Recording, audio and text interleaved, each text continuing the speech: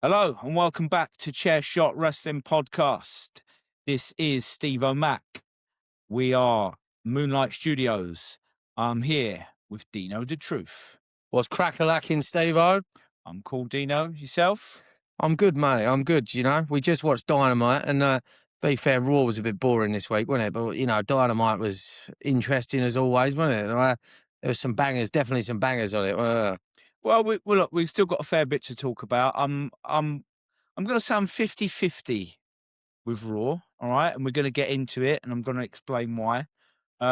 First of all, I just thought we would do a little thing each week now, mate, where as we are changing up the shirts and we are kind of looking in the wardrobe and Yeah, Austin 316. You're rocking the original Austin 316. Red skull on the back. Red skull on the back. Classic. You know, it's cool, isn't it? Iconic shirt. The chicks love this one, to be honest. You know, I mean, I have to bring it out every now and then. Do you know what I mean? Like that for the.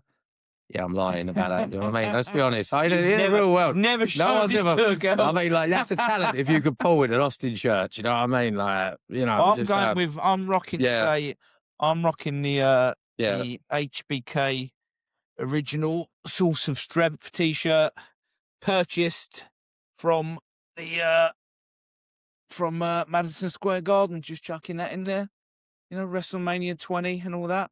Hey, do you remember that one? Yeah, classic. To be fair, that was the WrestleMania I told you. I had a little year hiatus, and that's what got me back into wrestling. I love the obviously everything about. I like the cruiserweight match in here, and I like the triple threat at the end. And I like the embrace with the Eddie and the even though we can't talk about now, Chris Benoit was fantastic WrestleMania moment, wasn't it? Yeah, it made me back into good it. Mania, that one. Yeah. This is a bit faded. It's well worn, this one, but it still fits just about, you know. So bit snugger than it was anyway back then.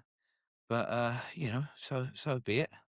At least I'm still getting some wear out of it. You know, it was living in a cupboard for about 10 years, so why not? I'm gonna try and dig out some more. And you reckon you got how many? I don't know, like around 20 to 30, I'd say. Something like that. All right. Yeah. What we might have to do is, when we've exhausted the ones that we've got, some of them are probably a bit snug now, I'll be honest. We might have to start investing in some new ones. Got the gains, and you know what I mean? No, it's the stomach gains, you know what I mean? But see how many different ones we can go through. I like it, yeah. Yeah. I mean, yeah, definitely. Right, okay. Monday Night Raw. Oh, you want to start Monday Night Raw? Yeah, we're doing doing Monday Night Raw. Right, first of all, I'm just going to say, again, I'm trying not to be too negative, but I've got to be honest. I'm a bit 50-50 with this episode, right? Like Lamar. I'm just going to give you a bit of an analogy that I come up with. With the difference for me between Monday Night Raw and SmackDown at the minute, right? If Monday Night Raw and SmackDown were drinks or sodas for our American fans, sodas, I would say that SmackDown would definitely be a Pepsi or a full fat Coke. You know, depends what you like, because it's either you like Pepsi or you like Coke. Yeah, but SmackDown's going to be one of them too. Yeah, and I would definitely say that Monday Night Raw is either a Pepsi Max or a Coke Zero. Right? And the reason why I'm saying that is because, like, most of it is wrestling free, isn't it? Yeah. Let's face it. It's the Diet Coke of evil. Yeah. It's like in comparison. Yeah. That is my biggest beef with Monday Night Raw at the minute is there just isn't enough wrestling on it. The wrestling that I am seeing is all right. I just want some more of it, please, because, you know, it is world wrestling entertainment, is it not? It is indeed. That's so surely your show has to have some wrestling on it. I'm going to say, mate, and I know Netflix changed this, because after the first 24 hours of a live show on Netflix, or certainly in the UK, what happens is they go in and then they cut the bollocks out of it. They get rid of all of the botches. They get rid of anything that makes WWE look bad. They cut that out. And then they also get rid of all the adverts. So it kind of changes the timings.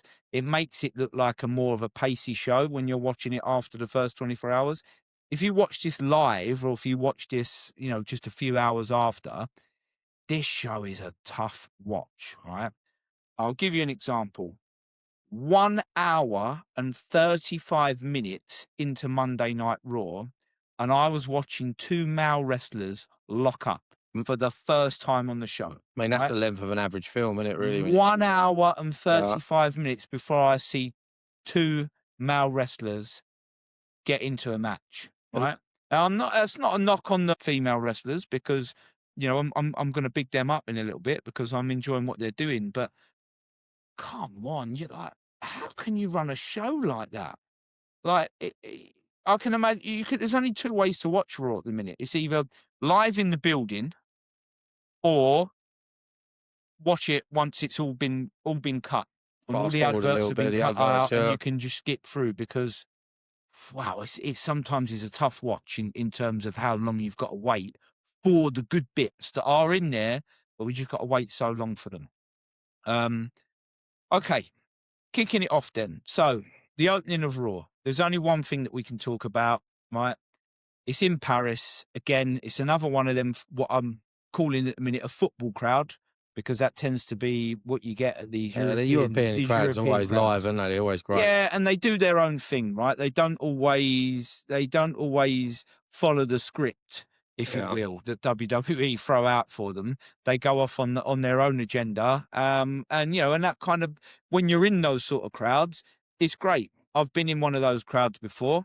The one that comes to mind is the Raw after WrestleMania 28, when the Daniel Bryan yes chant basically just hijacked the show to the point where no one wanted to listen to John Cena or The Rock or what anyone else had to say.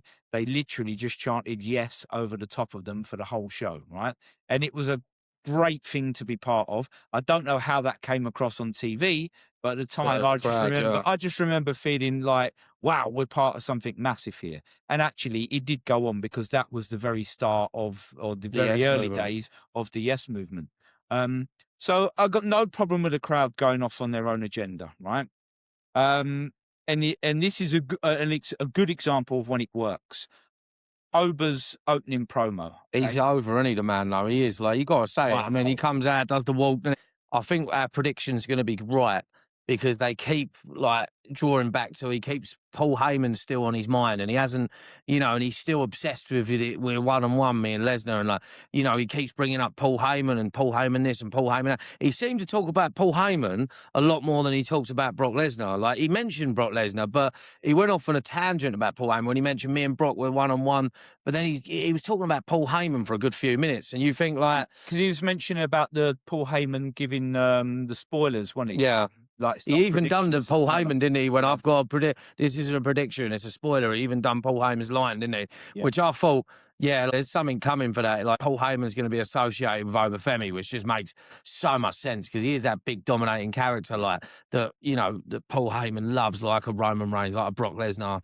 Do you know what I mean? That is going to be like the next big thing, and he can, like, you know, he can strap a rocket to him and, like, make him the champion, you know, like, with my influence, you know. And I think this is what we've been talking about the other day. Like, Paul Heyman, as great as a manager as he is, you know, like we said before, Pep Guardiola's a great manager. Like, let's see how he'd do in Macclesfield Town. Do you know what I mean? He hasn't got a great stable of wrestlers at the minute. Sorry for any Macclesfield Town fans out there. Like, I'm sorry. Sorry for like, anyone that has never heard of Macclesfield. We want all the subscribers. We need the subscribers. We need the likes, you know. So, especially the ones. Look, if you're a Macclesfield fan, please forgive me and, you know, subscribe and like. But I honestly think, yeah, you know, it's the vision at the minute, and it's just like, they're just doing nothing for me. And a Brock Lesnar who's pretty much retired, I don't think, you know, there's nothing exciting he's got to work with, like, where he can sort of create a new character and, like, sort of, like, give his character a fresh coat of paint and have a new catchphrase, and because he's got nothing going on that's interesting at the minute. You know, he's sort of flogging the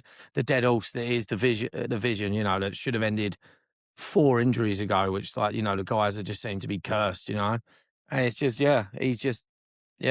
but I think Obafemi is happening, and like we predicted, probably SummerSlam's going to be the big blow off, because, you know, he's going to be involved in the King of the Ring, and that's going to be Night of Champions. So the next pay-per-view is surely going to be SummerSlam. It's going to be the big blow off. It's going to be SummerSlam. Yeah, I it's think got to be. they've done just enough WWE to just add that little element of doubt, right? So Oba, you know, he's massively over with his crowd. I mean, they done the Oba strut and the chant like just continuously for what felt It's like contagious though. I find myself 5 doing it in minutes. work sometimes. It's Yeah, like, and it is like, do you know what, mate? yeah. It looked really organic. It didn't look like it was force fed to them to do that.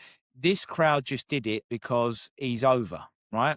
And they were enjoying what they were doing, and it as I said, it looked genuine, and I think watching it, I sort of felt like if I was in that crowd, I'd be enjoying myself, and I don't, you know, I can't picture myself going to watch a Monday Night Raw at the minute because there's no way I'd be paying the ticket price. We got offered tickets the other day, and it's like so much. Like, you know, we're paying like, you know, I love watching any wrestling. I've got nothing against WWE. I love it, but when they're saying like tickets are £220 each, and they're not even like the really good seats, they're the bang average seats, and you think, I love wrestling, but it's hard at the minute. You know, it's hard climbing. You know, everyone's struggling to pay rent and like electric, gas going up. It's like, who's really got, as much as I'd love to go, who's really got £200, £250, the average working man to pay that? It is difficult, you know.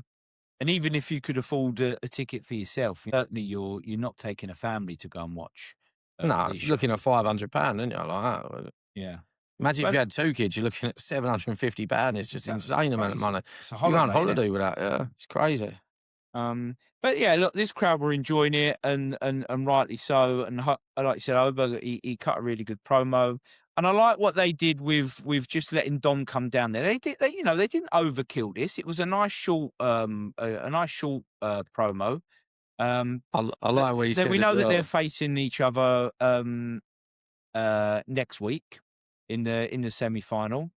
And yeah, go on. You was going to say I something. like about what Dom? he said when he said, Rey Mysterio might be your father, but I'll be your daddy. Like that. Yeah, I like that's a that. great line. I thought that was great. You know what I mean? Like, I thought that was really good. It I was thought well it was cool. delivered. It was a great That was line. cool. And Great line. Dom did this little thing of, I don't know if you picked up on it, but when he said Rey Mysterio is your father, and he went, he's not. Yeah. He'd done this little thing like he's still not having it. But yeah, that was a great line. And I even liked the bit of the JD McDonough coming behind him and hitting him with a chair. Yeah. And the complete and utter no sell from Obi, just literally just stood there. He was like, then JD was like, shit, yeah. And you know, like when they just do the slow look behind them as if like they'd just been bitten by a mosquito or something. It's sort of like that. Kane used to do back in the day. It was like a very much Kane move, wasn't it? Over the chair. So, like, the no sell was brilliant, and it was a good opening segment. Okay, you know, it got to the point, it achieved what it needed to achieve.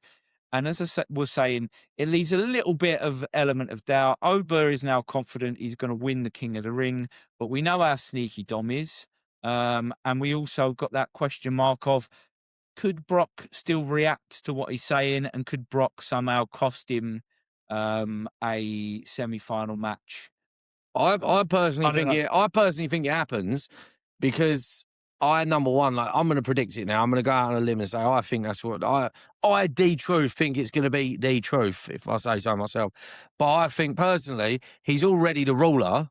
So what difference is it going to make to his character that he's the king and the ruler? You know, you can't be, I'm the king, I'm the ruler. No, you're already the ruler, you know, because you're going for that sort of African tribe sort of thing, the ruler of, like, you know, a tribe. And it's like, I think, yeah, like, it just makes sense for him not to be the king. It does absolutely zero for his character. And I don't think he's going to challenge for the title soon. I don't think he's going to be in a position to, I just think as good as he is, I think they're going to, like, let him cook a little bit more before they start putting him in the world title picture. They're going to do the blow off with Brock because it's 1-1. So, and I don't think he's going to, like, get near the title and then Brock's going to be in the title picture. Like, I think the Brock thing needs to come. So I can't see that.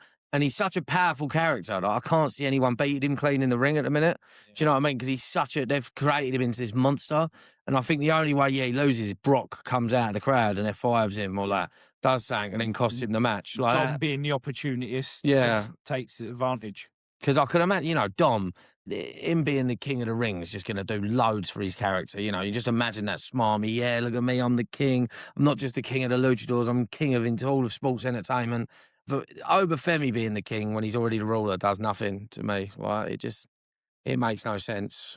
Yeah. Yeah, and as I said, the only thing that makes sense is if they already know that they want that title match between Oba and Roman, but it feels to me like that's a little too soon. That's a WrestleMania next Yeah, year, maybe. it Or feels like, like it's too soon.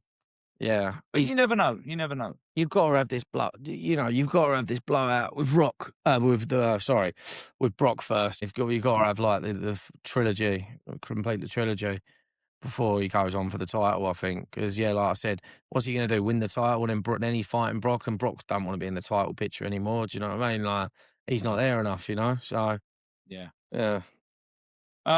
Okay, so the other sort of main there was a couple of promos throughout Raw that sort of tied into the ongoing storyline. The main one sort of being really with this episode being about Seth.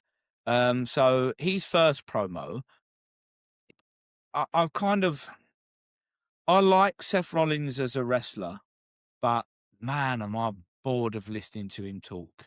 I just think that he needs a gimmick change. Like people are going to turn on him soon because I personally am bored of him. Like whenever he's talking, I don't find any part of him believable now. Or I just keep thinking, oh, where's this leading next? Where's this leading next? And he's just becoming one of the least interesting things for me on the whole show. So he's saying about how he's put the vision behind him, and now his focus is going on to try and win the King of the Ring. And I mean, the only thing I liked about it is he touched on the fact that Roman's got the belt that he never lost. Yeah. To give it up because he got. I had to think about that because I sort of forgot, and I was like, oh, yeah, because he had the injury, didn't he? So, which makes sense, right? Because whenever a wrestler has to give up a title and they haven't actually lost it, it feels like they've got a little bit of a right at least to challenge for it or to have some sort of a unification match. If you've got like what happened?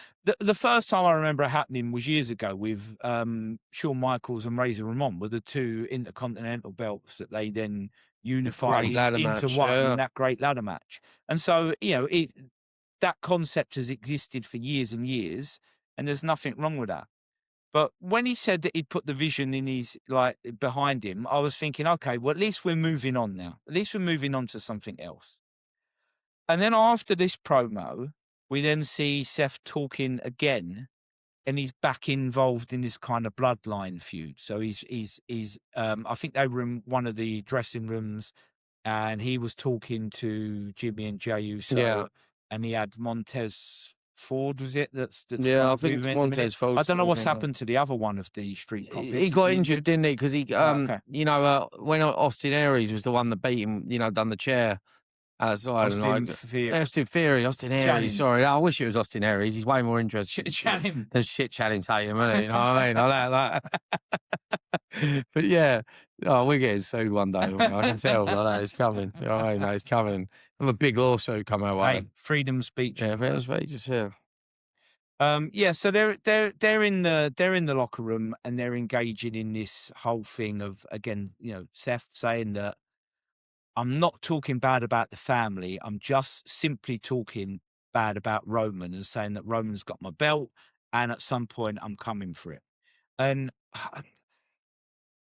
again, I don't know where we're going with Jimmy and Jey. Again, how many times? And I think I mentioned this last week, didn't I? That I'm putting myself through this 4 hours video that was on YouTube, 4 hours worth of the Bloodline saga, and I've now completed it, right? So I've gone through the whole 4 hours, going back from, I think it was 2020 right the way through to when even after he lost the title to Cody, and then he had the feud with Solo Sikoa. How many times have Jimmy and Jey left the bloodline, joined the bloodline, turned on each other, got back together? One of them's left, then he comes back. Mate, it is ridiculous. Like, when you watch it on a 4-hour video, I know this dragging out a story, but damn, this story has been done to death. And I appreciate, right, why when Jacob Fatu lost that match to Roman recently, and it looked like we were going down a sort of a Bloodline 2.0. Well, it seems to me like it's Bloodline 8.0. This has been done to death, mate. Even I the don't know point, about you. even the point that I said as well, like on SmackDown, they've got this MFT going on. I know we're jumping on SmackDown, but they've got like sort of like they've not just got one Bloodline storyline; they've got like two Bloodline stories going on. And is it going to be like a bust up again, that like in Survivor Series at the War Games? But we had that like the other year, and it's, where do we keep going with this? But the one thing I did like is they're sort of like they said to Jacob, you know, Jacob, get him, and it was like he sort of said, listen. I acknowledge Roman Reigns. I didn't acknowledge you two. As if to say, yeah, like, I listened to him because he beat me. Like, you can't talk to me like that. So he's still, like, keeping this, like, character where he's sort of involved with the bloodline, but he's sort of, like, you know, he's still like a rabid animal. And he's been tamed a little bit by Roman Reigns, but he's still got that in him, you know. And I did like that part of it, to be honest with you. That's the one part I did like. Yeah, I just feel with Jacob, and I said this at the time, mate. I was convinced that he was going to beat Roman and that they were going to do something really special with his character.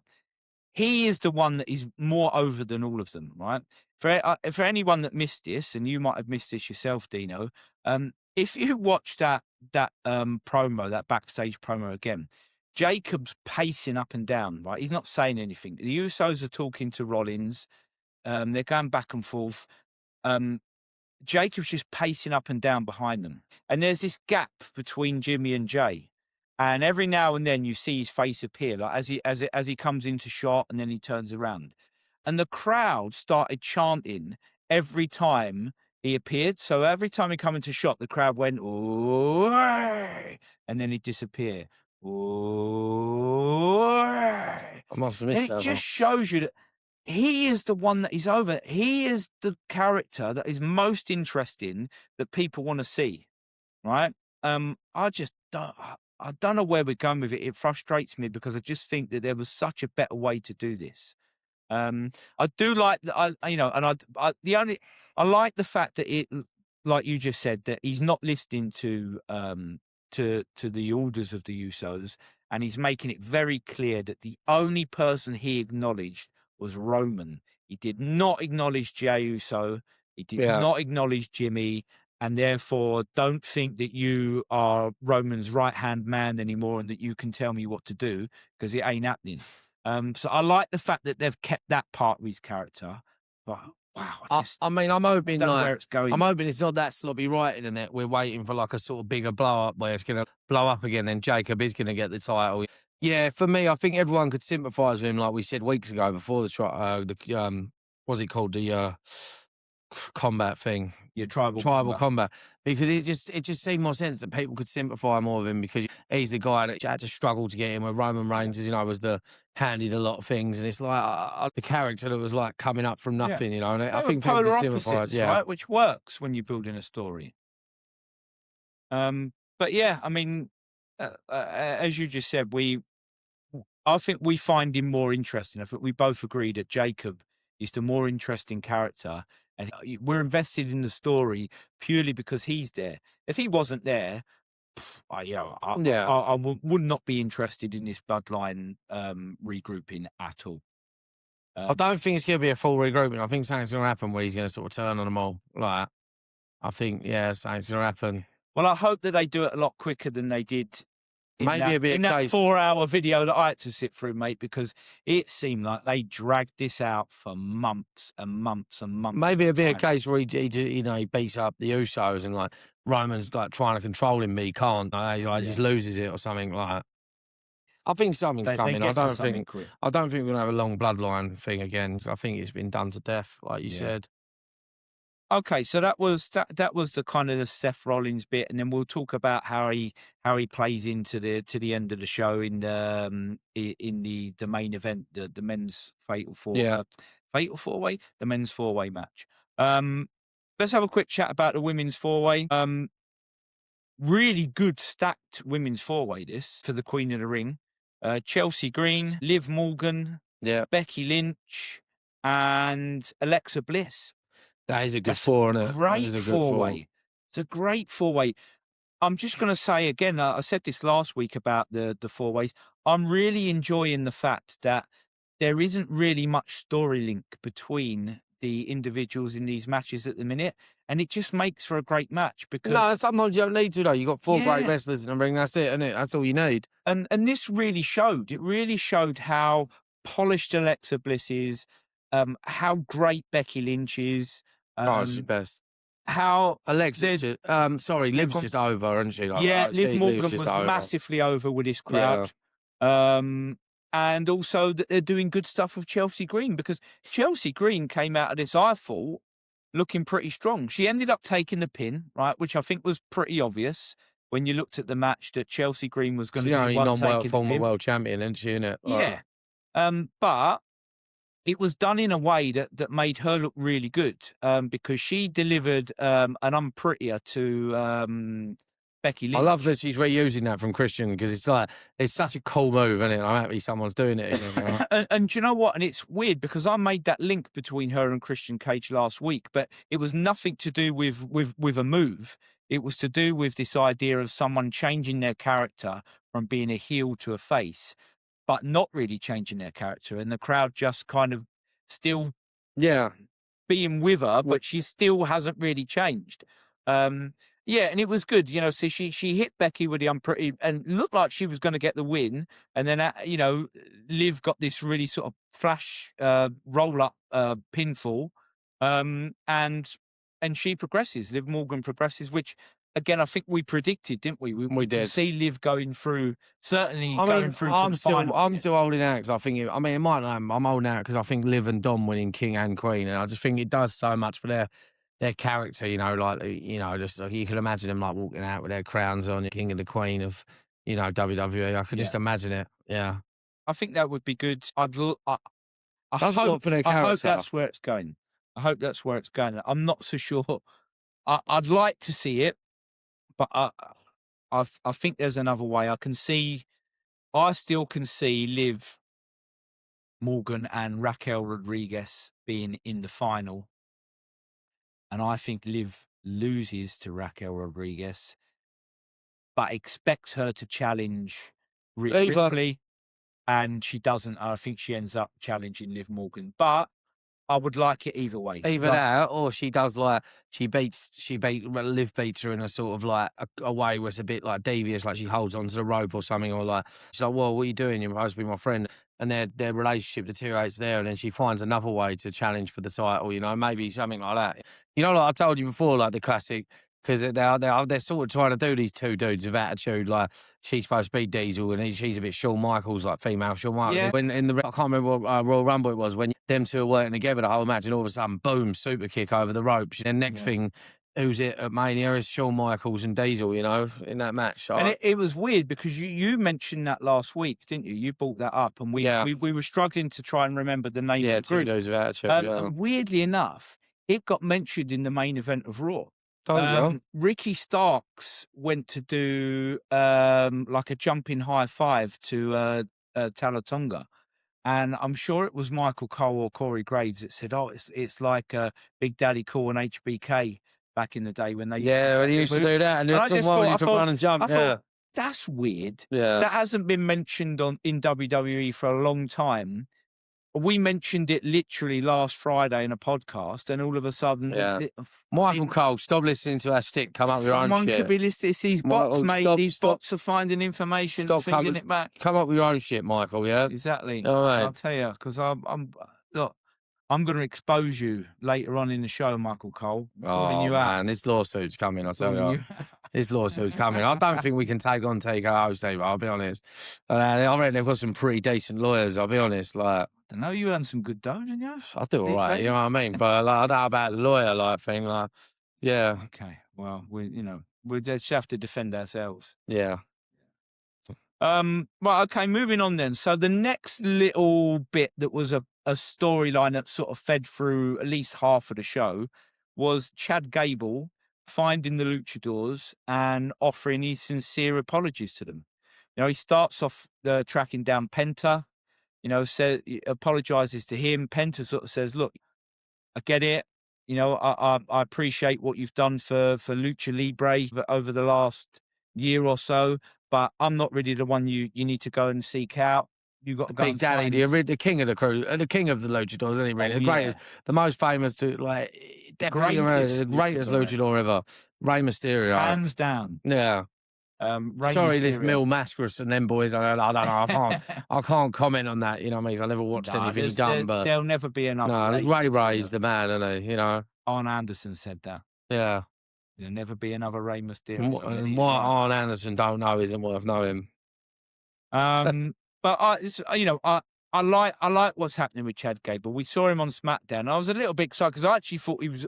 When we saw him on SmackDown last week, I thought, oh, that's where he's going. He's going to SmackDown, but he's back on Raw. So maybe they haven't made the decision where he's going yet. I think they need him on Raw a little bit because I feel that possibly. I feel that they've a lot of the star powers on SmackDown now, like and I feel like Raw's lacking it. They've got Penta and that, but there's no one to really challenge Penta. So maybe Chad Gable's the one that does challenge him for the IC, and they have a proper match. I think that makes a lot of sense. I can imagine Chad Gable doing well with the Intercontinental title run. I can see that because he's that kind of, he's got that Mr. Perfect workhorse kind of like. I really think he needs it. I think he needs that IC belt. I think a long run as well. 100%. I think a long run, like 6 month, like to 9 month run, where he does the Chad Gable Open Challenge. You just see some. It just showcases him week in, week out because he can do it in the ring. And he's added this luchador style, and he's such a great technician with his Olympic Greco style wrestling. He's the sort of wrestler, isn't he? He could have a good match with absolutely anyone. Do you know? I want him to become size, the wrestling height, build. machine, Like he's got. Yeah, we've got high hopes that Kurt Angle, like we said. Want. We're going to talk to Kurt Angle, aren't we? We're going to see what he thinks. We're going to let him know what he thinks. Can he, offer him? It would be good. I can picture it. I can picture Chad Gable.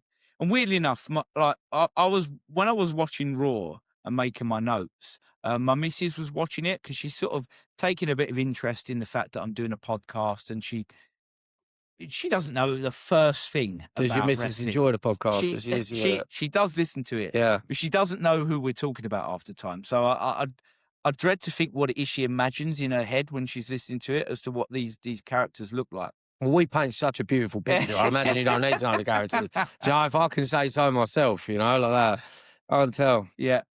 So Chad Gable comes in, and she immediately said, "Is that Kurt Angle?" And I was like, "There you go. There you go." I was like, "Listen, Kurt Angle is a lot older than that." Yeah. And I was trying to explain to her. I said, "No, yeah, Kurt Angle's bald. He lost his hair." And she was like, "Oh yeah, I remember that now." But clearly there is something there. There is similarities between him and Kurt Angle, and I think they would look great as a pairing, as you said, a wrestling machine with his coach. He says that will not let him. He does the goody two shoes routine for 6 months, and he's like, "Oh, I'm so sorry about everything, isn't that?" And Kurt Angle just goes, "What are you doing? You need to become the wrestling machine. Like, you need to stop giving a shit what people think." That'd just be a different level. Yeah.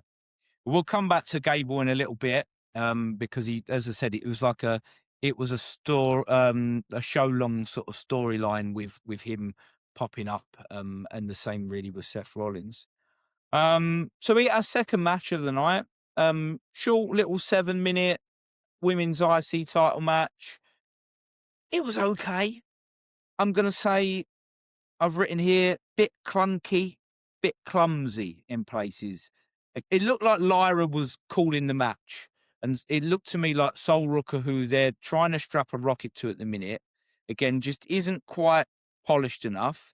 But I'm not going to be overcritical because she needs matches. But what I would say about this match is this is a sort of match that I would have expected WWE to have done on a house show, maybe 5 times off camera, and then you bring it onto Monday Night Raw, and then they smash it out the park because all the little spots have been perfected and ironed out. But it just didn't look like they'd done that. So yeah, go on. What was you going to say, Dino? I was just going to say, we keep saying it, but like a little bit like you just said with the reps, but for me, like Soul looks like she could be a hell of a talent. You know, she's got the look, and she's got this different look, like this surfer chick look, and it's like she's got some great moves. Like, is that move she does, you know, where she sort of spins, you know, she's got him in the corner and she does the cut, but she sort of does like a full like sort of soul snatcher. It does, and she's so athletic. Like some of the dodges she done was like she's doing like the Matrix shit and that. Do you know what I mean? And it was so like she's such an athletic performer. It's just for me, she doesn't look polished enough, and it's like the stuff she's doing is good, but it's just lacking that. You know, that little bit like, you know, like shining a diamond, you know, just like that. It just, for me, it just needs to be polished up a little bit, her act. You know, that's all it comes down to. It's which a really she's good gonna point. she's gonna get with reps, but she just needs to get these reps in. That's all it comes down to. Yeah, the athletic ability and the flips and the agileness is a really good point, because Everything. what they're trying to do is they're trying to showcase that that's what she's about. But unfortunately, where it's sort of it's a bit forced at the minute. It doesn't seem like it's coming naturally in a match, because she hasn't got the in-ring psychology, and even the people that she's working with, like Lyra. Yeah, she's been around on the independent circuit, but she's not a Becky Lynch. No. She's not a Mercedes Moné. You know, she's not a Charlotte Flair. She's not an Asuka. She's not one of those wrestlers that they can just have a match and everything just looks so smooth and effortless. It just looks a bit forced at the minute, and that's what I mean by a bit clunky and a bit clumsy, because there were certain things that she couldn't pull off. Do you know what? There's so much potential as well, because they've got so much. No, what I'm saying is there's so much potential for her to have like a good ring opponent at the minute, like a good new like rivalry, because there's a lot of female talent that's sort of like not getting used. Like you say, your Charlotte Flairs, your Alexa Bliss, your Io Sky, what's she doing? Like, you know, they've gone off like they're not in the picture for the heavyweight title at the minute. So Io is in the. Well, maybe Io then, but you got Alexa, you've got Charlotte. I know she just had it with Becky Lynch. That's out of the question. But you know, Alexa, how good of an opponent would like, you know, an Alexa Bliss be for a little while, or a Charlotte Flair, you know, or yeah, there's a lot of potential good opponents she can have that can, you know, really work with her and like the in-ring stuff. Yeah, definitely.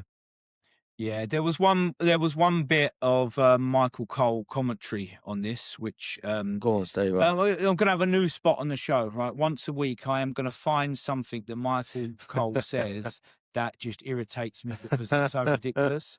Is it only one though? Yeah, only one. There's only one. I'm only going to go one a week. I'm sure there is more. I was going to say, how you go on about it? There's only one, right? So I'm going to play this little bit of commentary, and then I'm going to explain exactly what happened here. So have a little listen to this. Now Lyra, tornado DDT. No.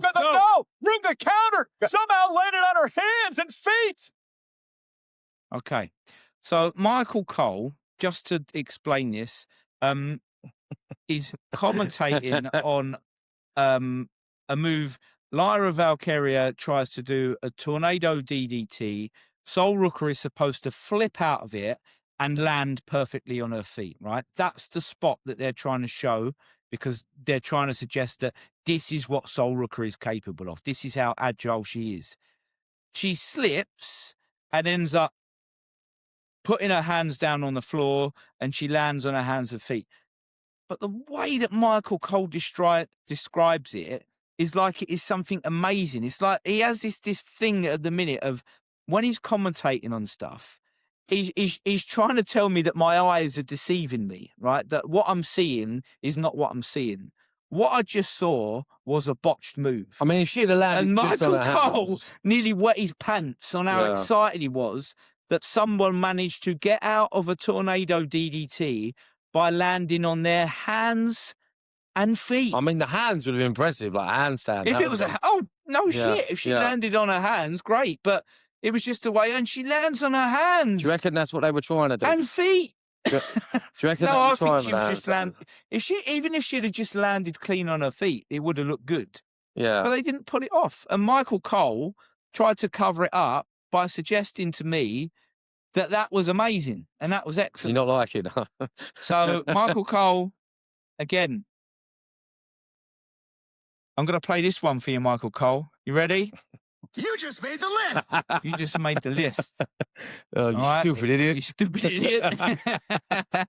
So,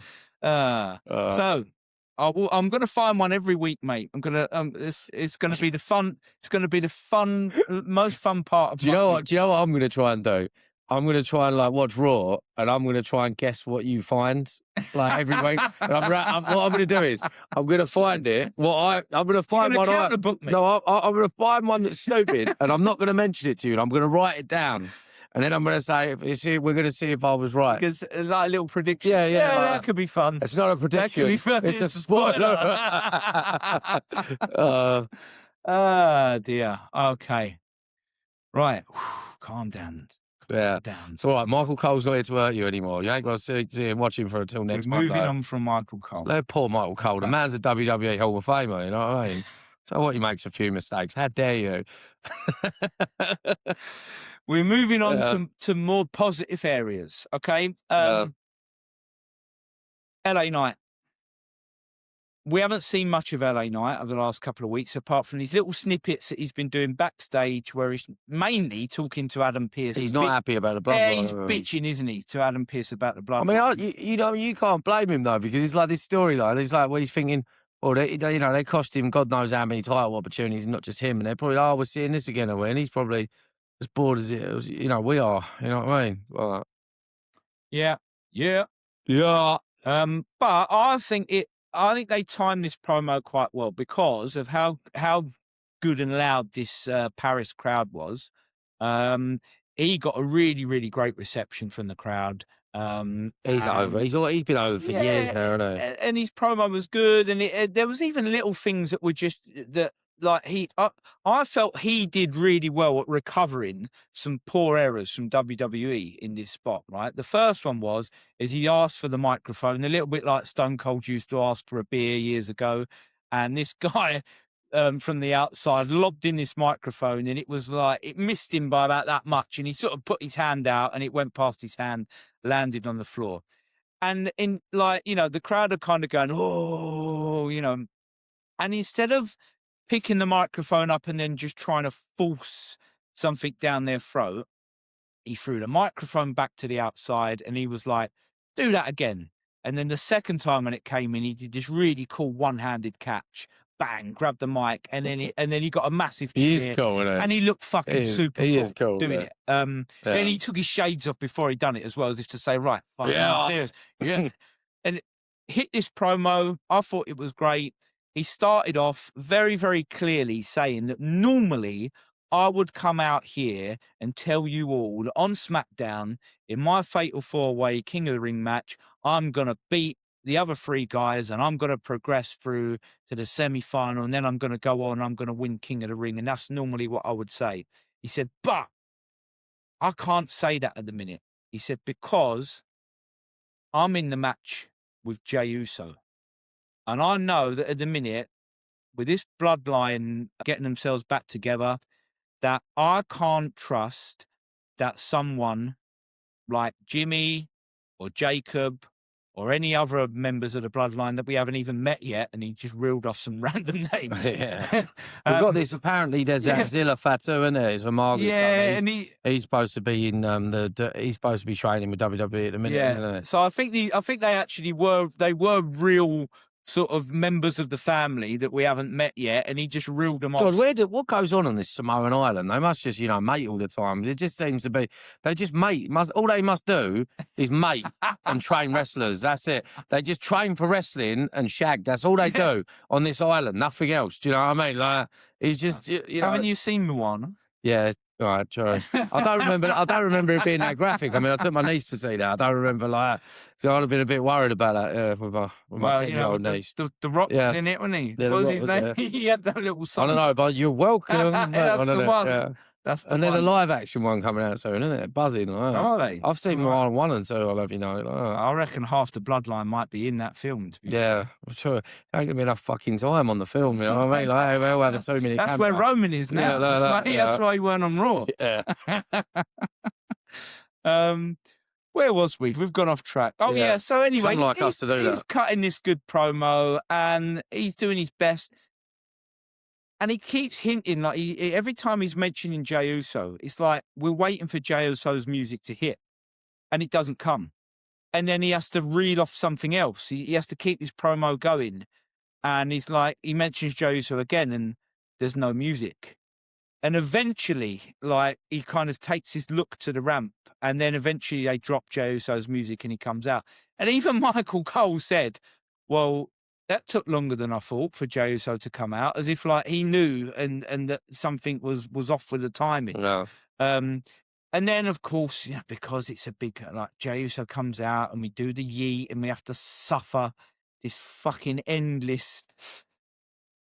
Oh, and Jey Uso's like blown up and he's out of breath. And then he's recovering. He gets ready to cut his promo. And then the crowd want more. And he's like, I'm going to roll it back. He does it again. And then when he tries to cut his promo, well, actually, no, I think he gets cut off a little bit early by LA Knight. Again, because I said LA Knight was really good at salvaging what was poor. Can I just say this yeet thing as well? Like, he's trying to play, it just doesn't, like, it's like this Netflix thing going on again, trying to force it down people's throat. But we was talking about Swerve Strickland earlier, and, they used to do the Nana dance. And they've stopped doing that now because they've made Swerve's character more serious. So why they, and he's supposed to be this like Samoan henchman savage now that's back in the family, and I'll hurt you if you hurt my family. Why is he still doing this like Disneyland yeet shit? You know what I mean? Like, I don't get it. Like, it doesn't go with it doesn't fit the narrative or the character at the minute that he's trying to create. You know what I mean? Like, you are bang on, mate. Bang on correct. And I feel exactly the same way. I don't know what to make of Jey Uso at the minute. I don't know what he is. I don't know. Is he Roman's right-hand man? Is he the guy that's really calling the shots? Is he the guy that's going to be able to get Jacob Fatu to follow orders? Or is he just this little yeeting puppet that comes out? I just really, really am confused with what I am supposed to think of Jey Uso. I don't get it. And then, while he's out of breath, he tries to talk this big man promo to LA Knight, like, I'm still the guy, I'm still main event Jey Uso, blah, blah, blah, this is a warning shot for you, bang. And it just, for me, it just fell flat on its arse, because he didn't come across as being believable at all. He came across as looking like a joke. Right, he looked like an absolute joke, and then LA Knight, that's what I'm saying, just mugged him off nice. What he done like a little mic drop, took his ass to the back. LA Knight said, "No, turn your music off. Hang on, I'm not done with you yet." And then he dropped that little comment about, "I wish you the best of luck." Blah, it's good that you're a family man, and I can't remember. He finished it off with something like, "But I couldn't give a shit about your family," sort of thing. Do you know I couldn't give a damn about your family. Do you know what it's almost like? This is like putting it in perspective. It would sort of be like, Steve-O, someone's in a bar and you're slagging off someone's family, and then one of their family members hears it and thinks, right, I'm going to fucking kick that guy's head in, do you know what I mean? And all of a sudden he comes charging across, and all of a sudden he starts going, yeah, like this before, like, and he starts doing a little dance before he fights you. You're then like, you'd probably be shit scared, like, fuck, this geezer's coming at me now, do you know what I mean? Bro, but then all of a sudden he starts doing all this shit, and you're like, this fucking clown, what's he want? I'll take him on, do you know what I mean? Like, I'm not a hard man, but you probably think, fuck this, I could take this guy, do you know what I mean? Like that. He's a fucking clown, like that. You're not going to be scared here, but you're going to be scared of some geezer going, what did you just fucking say about my family? Comes charging across the bar. You're going to shit yourself, aren't you? But you're not going to shit yourself if he starts doing a little dance before it. You're going to go, it's just Star-Lord. I'm going to call him Star-Lord. That's who he is. You and me, bro, dance off. Yeah. It's crazy. Ooh, child. Yeah. Maybe that's what he's going to do next week. He's just going to sing Ooh, Child. Yeah. Hey, what's the matter with you? Hey. I just don't get it. You can't. No, I don't. You can't snap from one character. The only thing I can think of, goon that comes out. The only thing I'm putting down is I can't see Bruce Pritchard, Trips, Michael Hayes. I can't see the old time boys, the legends of this business, that's agreeing to this. I think it's fucking Netflix and their fucking goddamn their views and their likes on fucking Instagram and Facebook and Twitter, or X now, sorry, that's how I've done, or TikTok, all this. It's all these likes, and they're trying to get these likes up. And I can't honestly see Bruce Pritchard, the great Bruce Pritchard, who's Vince McMahon's right-hand man for all those years, that see him through the Monday Night Wars, had all these great ideas, going, you know what to do, Jay? Before you get in a fight with him, I want you to dance around a little bit. You know what I mean? Like, Bruce Pritchard isn't saying these things, surely. Is it just me? Is it just me, guys? You know what I mean? Like, it can't be. He can't be. Like, when's it going to end? No. Yeah. Anyway, deep breath. Yeah, it's Deep fine. breath. Good one. I feel. I might have to meditate in a minute I after feel this. like I'll light Jey some Uso candles, after I've just done my entrance Oh, at the God. minute, so I need Or the Ultimate Get my Warrior, breath I've just back. blown up on the phone. You know what I mean? Like, get my breath back before I start my next rant. No. Positive stuff now. Positive stuff now, Dino. Ready? go on, Steve. I need some healing. This is they chuck around this phrase a lot, right? Dream match. And I know these two guys have fought before. This is not a first time ever match, but it's a first time ever in WWE match. And so it still counts as a dream match for me. Penta versus Rey Mysterio. I thought that was a banger of a match. It's liked Ray it. just seems to still have it, doesn't he? Like, I mean, he ain't Mate, doing he's the 51. stuff. He ain't doing the stuff he was doing in the early two, but he just seems to. I don't know. Like it's like he's sort of like figured out his new way to wrestle. You know what I mean? Where like I don't think he could have match after match every week. But Rey Mysterio, you know what he's like? He's like that old guy that has the Rolls Royce. You know what I mean? And he's gonna bring. He ain't driving that Rolls Royce to work. He's not driving it to drop his kids off at school. But you know, once in a while, he's gonna polish the Rolls Royce and he's gonna take it for a nice cruise around the seafront. Rey Mysterio is the Rolls Royce, isn't he? Yeah.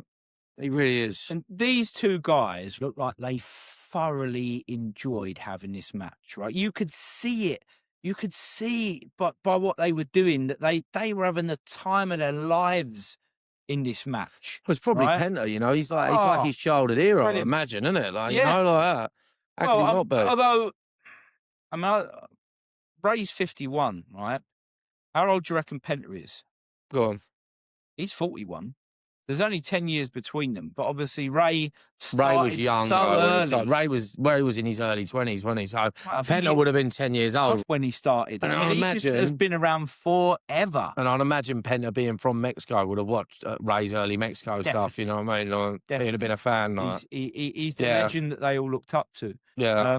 And that, as I said, that really shone through in this match and made it a great little mid-card, mid-show match. I say mid-show match. It was 1 hour 35 in when they started it, but but good things come to those who wait. I guess that's what they say. Isn't that the same? That's what they say.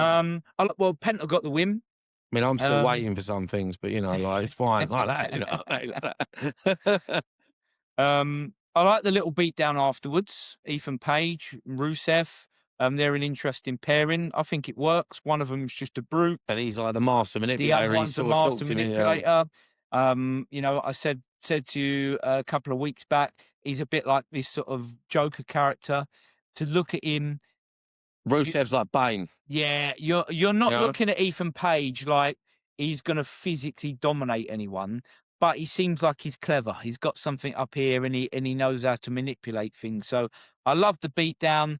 I loved the despicable act of Rusev ripping off Rey Mysterio's mask. Fantastic, right? And then it was like, if you want to get instant heat, like, you know, there's nothing going to get you heat like taking off Rey's mask. Ask Eric Bischoff. And then it sets it up perfectly because I think Dragon Lee had already come down to attempt to save, and he got out muscled as well. And so it was like, who's left? There's no more luchadors left to come and save the day. One ex-luchador. Chad Gable comes steaming down there. Americana. He looks ripped. The crowd are going nuts. He's so over it. We love him, don't we? Suplex, German suplex, German suplex. Brilliant. You know what? Couldn't fault it. Brilliant. I'd love it if he starts doing the triple German suplex. Huh? I'd love it if he starts doing the triple German suplex. I think he will. I think it's coming, isn't it? Yeah, and I'm waiting for an ankle lock as well. Ankle lock as well. I just want him to have Kurt Angle's old moveset. I want to rewatch Kurt Angle of the early 2000s. I think he used the ankle lock in that mask versus mask match for long periods as well. Do you know what? I'll be honest with you. There's a little shift, mate. I'll be honest with you. I haven't watched the mask versus mask match yet, and I need to because I've heard such good things about it. And I'm a bit shocked I haven't watched it yet. I think maybe after tonight I'm going to watch it when I'm chilling. Yeah, it's definitely worth a watch. Yeah, I went back and watched it. And I've heard nothing but good things about it. Yeah. But I'm loving what they're doing with Chad Gable at the minute. Again, please, I just hope that they don't waste the momentum. Let's take it forwards. Let's get him, there's no reason really why he can't face Penta. I think it's almost like maybe Penta says to him, look, thanks for helping us out last week. I'll tell you what, you can get a match at the next pay-per-view or what is it? That'd be a great match, wouldn't it? PLEs, they call them. That'd be a great match. Penta against Chad Gable. And I think Penta should drop the belt because if you remember, Penta went into WrestleMania as a champion. So he won that belt off of Dominic. He won that belt off of Dom, I want to say maybe in the February, maybe in the March. Maybe March. So March, April, May, June. Yeah, 4-month reign. I think it's ready. It's been a good reign as well. He's had a lot of title defenses, hasn't he? It's been good matches. He's had some good matches. I think you drop it to Chad now, let him have the belt, and let him go on a run at least to WrestleMania. As a minimum, a run to WrestleMania. I think it'd be great. I think he needs that sort of like, the title. Look at the Intercontinental title over the years, like it's elevated. He elevated Bret Hart, elevated Shawn Michaels, you know what I mean? Like them sort of characters. I mean, remember Kurt Angle, the Eurocontinental champion? That was great, wasn't it? That was great. Yeah. So fingers crossed, big things coming for Chad. We're behind him. Definitely. I think the crowd are reacting to him in the right way, and they've got to act on it now, though. Yeah, don't drag it out. Strike while the iron's hot, as they say. Right, main event time of Raw then. Men's 4-way King of the Ring match. Again, I like the 4 that are in this match. There's bits of it I loved, and there's bits of it that I hated, mate. I feel really torn. Overall, how did you feel about this match? I'll let you kind of express what you felt first before we get into it. I thought it was an okay match. I didn't think it was a barn burner. Do you know what I mean? But yeah, there's definitely some strong points in it, and I feel it elevated a lot of the stars involved. What did you think? Well, I'm going to tell you the bits that I loved. Right, first of all, I love the selection of the differences in terms of the different wrestlers that we've got, right? You've got Seth Rollins, which is one of your top stars in there. You've got Talatonga, who is this 7-foot giant that we're trying to get over, and we're trying to get it across that this guy could be a serious threat maybe to the bloodline at some point down the line if they go down this bloodline versus your bloodline B team, as you call them. Yeah. But, they're trying to get across that this guy could, he's got serious stock, right? He's not just 7 foot tall. As you said, he's Haku's son. And Haku was one tough bastard. Known as the biggest badass in wrestling, Everyone said, anyone that ever said, who would they pick in to have as their partner in a bar fight? Everyone always says Haku. Yeah. All the greats said that. Flair, Alan Anderson, them people just he's just known for it. So you got Seth, you got Talatonga. I think even Undertaker said that.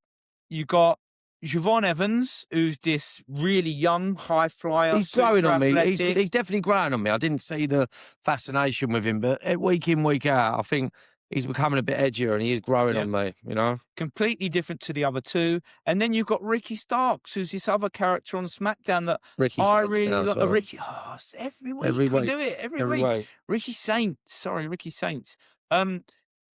I really like his character. I like that he's flashy. I like that he's a heel. I think his in-ring work is pretty polished. I don't see him doing too many fuck-ups. I think he looks like he can work with anyone, and I really, really like him. And I hope that he's going to be a good, solid mid-card heel, and I'd quite like to see him involved in the US title picture with Trick Williams in the next few months.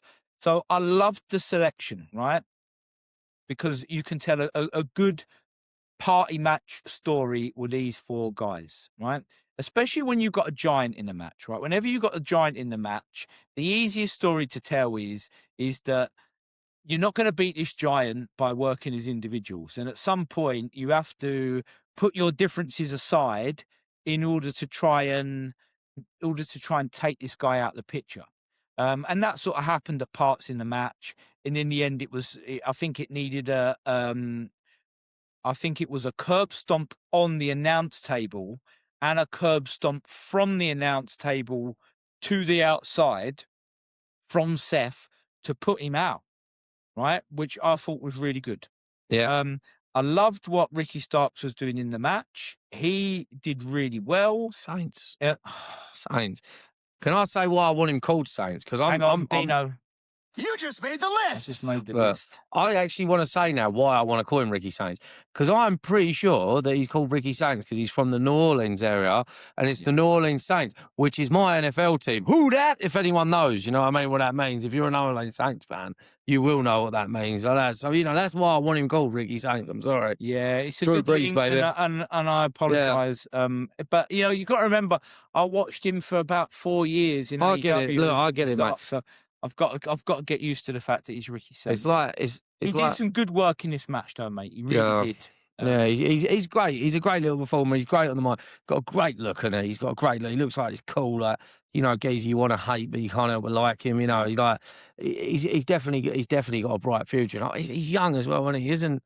I think he's got to be in his 30s, you know. Yeah, I think about mid-30s. So he's got a lot left to give, hasn't he? He's got a lot left. But he's got enough experience. He's got enough Yeah. experience behind him that he don't need to go through this process of, oh, let's try and show everyone how good you are, but you might fuck a few things up. Well, he doesn't mess up his spots.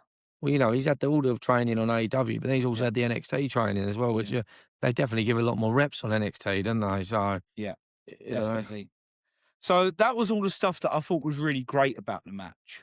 But the ending, mate, I don't want to say hated. Maybe hated is too strong a word, but I didn't like the ending of this match, right? And I'm going to get to the point of it through asking you a question. Right. So let's just give you a little bit of a first of all, Javon Evans ends up winning this match, right? Ultimately. Yeah, I've got to say, like, it's the same with me. Like, Hang on, let me ask you the question. Go on, ask me the question. I want your input on this. Oh. So first of all, I'm just going to give you two little bits of information that I looked at with Javon Evans. First of all, we haven't seen him for 2 weeks. So he wasn't on last week's episode of Raw. He just sort of appears in this 4-way and then he ends up getting the win. Secondly, right, when I looked back at his previous matches, he's had one win against Rusev back on the 11th of May. That's the last time that Javon Evans won a match. And then before that, he hadn't won a match on TV since before WrestleMania, right? So he's had one win in maybe 3 months, okay? So my question to you is this, right? Does it make you believe that Javon Evans can win this King of the Ring tournament? I mean, I hope not, but the way they're pushing him, who knows? Because they have this attitude of doing this, and they like pushing people before they're ready and ramming it down people's throats. WWE have had such a history of doing this, and like I said, the kid's growing on me, and he's got potential, but he's got a long way to go before he's in this picture for me. And like, you know, weren't he in like challenging for the title in like a fatal 4-way not long ago or something, weren't he? Well, he was involved in WrestleMania. He was involved in the ladder match for the Intercontinental title. That was it. And I just thought, like, you know, that was soon for that as well. Like, I don't know. He just don't. You know, they're ramming him down our throats, and he just seems to be in the main event title picture all the time. Like, you know, and like not the main event title, but you know, it is going to go on for like, you know, to challenge. So it is the main event title picture when you think about it, because the winner's going on for a title opportunity. So I just think he's million miles away from there, you know, which I think Ricky Saints is more up for it. I think, you know, they could pick this Tamatonga more. You know, obviously Seth makes sense. So his match 2 weeks ago was against Penta for the IC title. He lost that. He then sort of threw his toys out the pram. Do you remember? He started going a bit heel, didn't we? Penta tried to sort of shake his hand and he sort of fobbed him off. Yeah, we thought we needed a heel turn for him, didn't we? But I just don't see how one win in 3 months gives you any credibility going into a semi-final of a King of the Ring tournament to make me believe that, we could win it and that there could be a surprise or that there could be more than one one winner of the semi-final. Whoever he faces now in the semi-final, I will be 100% convinced that they are beating Javon Evans and they're going through to the final. There is not one bit of me that sees Javon Evans going up against Oba or Dom. So then, like, you know what's mad about that is, like, they want to push. I think personally, my prediction, Dirty Dom wins it all. But I think I mean, I don't know where it's going to go, but I think Dirty Dom over final, Brock Lesnar costing Oba, or Dirty Dom being the little heel he is, to have fun. But if you want Oba and Dirty Dom to be in the final, which I think they do, what is the point of putting a Javon Evans in there? Because at least if it was Seth Rollins, it's believable, and you think, wow, who's going to win this? Just Seth could go on, Oba could go on, Dirty Dom go on. You don't really know. Well, that's what I'm saying. So it sort of it spoils the potential surprise for me, because as I say, I can't make an argument for Javon Evans winning the whole thing. So if he does get through the semis and goes into the final, it's pointless. I'll be convinced of who's going to win the final. But I don't even think he's going to get that far, because in the last Fatal 4-Way, you've got main event Jey Uso, you've got LA Knight, and then you've got two from SmackDown. I think you've got Royston Keys, and I can't remember who the fourth one is. Oh, it's Finn Balor. And Finn Balor. Finn would. You know what? Finn. You know what? I've predicted Dirty Dom, but Finn would really benefit, especially because he had this Prince Devitt character in Japan. Like if he become the king, the Demon King, and that. I could just really see that sort of elevating Finn Balor. I'm not sure they're going to do that with Balor, mate. As much as we love it. Balor fan. Oh, I love Balor. But yeah, so coming back to, neither one of us feel that he's a credible winner of the competition. So I don't understand why they put him over. And also, the other thing that I'm going to say I'm close to hating at the finish is, why the fuck have we brought Bron Breakker back out to spear Seth Rollins and continue this stupid storyline that just needs to finish? We spent half the show with Seth telling us that it's done and that he's moving on and we're going into something a little more interesting. And now we've got Bron Breakker's cost him the match again, and we're back to where we fucking started 3 months ago. I don't know. What an utter waste of time. This vision thing, like, it's been going on for like over a year now, isn't it? So it was at the WrestleMania before when it happened. And this is what I mean about Seth Rollins, mate. I'm a massive Seth Rollins fan. He's now becoming someone that I am least interested in WWE. Right? As soon as they mention Seth Rollins' name at the minute, I'm like, I couldn't give a flying fuck. Right? Give me someone else. No, it is. Give me Chad Gable. Give me someone else. I'm not interested in what Seth Rollins has got to do whatsoever, because the booking for him is dog shit. Yeah. Right? It really is crap where we're going with this. So what was a great match, I think they fucked it up with a stupid ending, right? And even if you are going to persist in this Bron Breakker Seth Rollins feud, right? You've got the 7-foot-tall guy that you're trying to put over as being a big deal. Why not let him get the win? Why not let him get the win? And then if you want to have Jey Uso get through the 4-way on the other side, you've then got a perfect little story. You've got Jey Uso up against Tala Tonga on the two, these two groups that I didn't think of it like that. That makes sense, with. Steve. I definitely. Surely that's the way you got to go with it if you want to make it interesting. I'm not saying that Seth should have won the match. I just don't like the way that they stopped him from winning the match. Just a waste of time for me. And again, WWE keep doing this.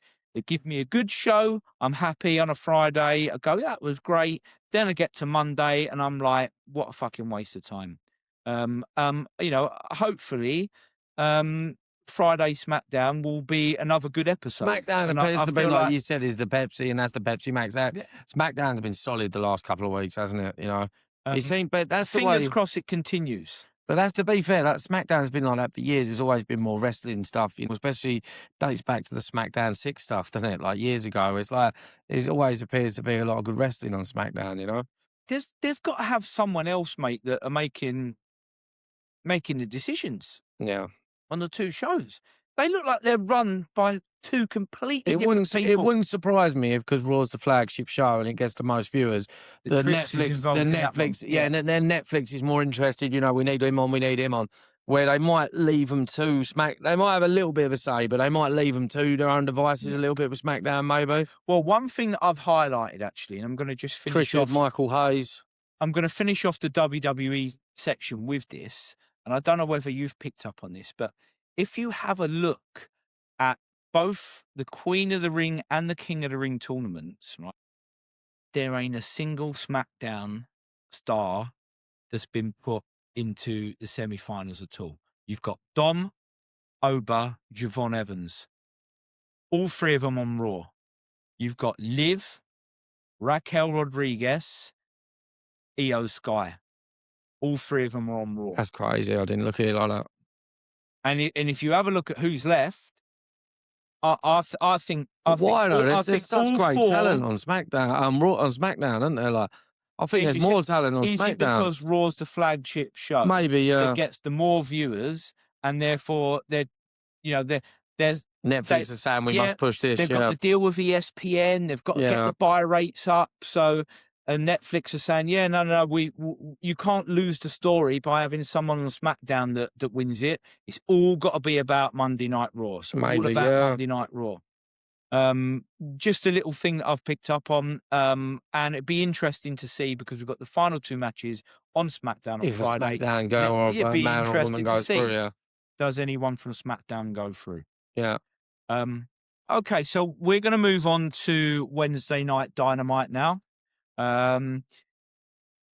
Overall, I'm going to say, this is just me personally, I didn't think it was an outstanding Dynamite like we've been getting. You know, we've been pretty much spoiled for almost 10 weeks. Like you said, Steve, it can't be 10 out of 10s every week. Yeah, it's got to eventually. It still had some elements of it that I thought were brilliant, but I thought overall across the show, it felt like it was a bit more of a filler Dynamite because we're coming up to Forbidden Door.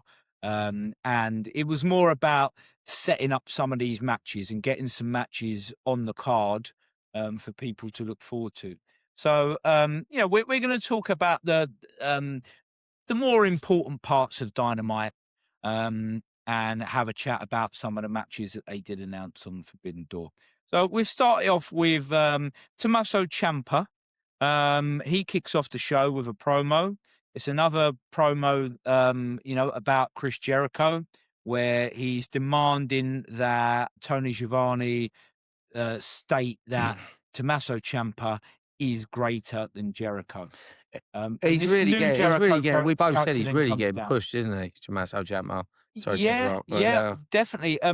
When we were watching it, I kind of come up with this idea and thought, well, I think he's been pushed, number one, on merit, because I think he is really good. I think he's pretty good on a mic. He cuts a good promo. This psycho killer character that he's got, he's believable.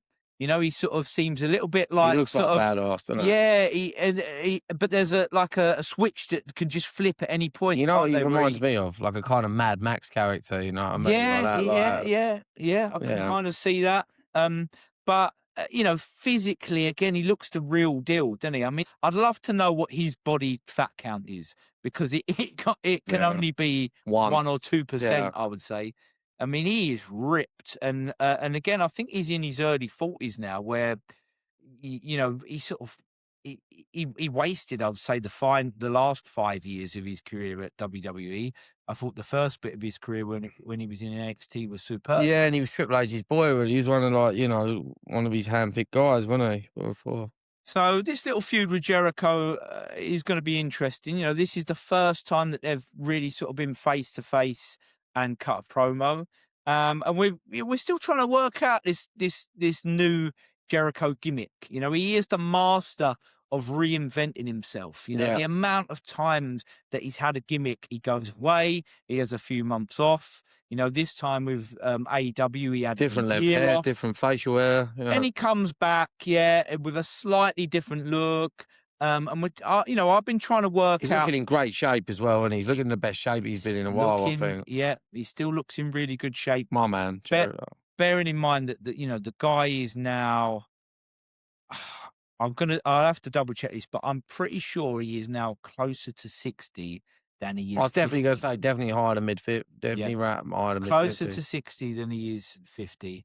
He don't look it though, does he? No. And I was mentioning before, like he's my guy, but the guy just must never sleep because he's like nearly, you know, if he is nearly 60, he's got Fozzy that he tours with, does the albums, does the tours.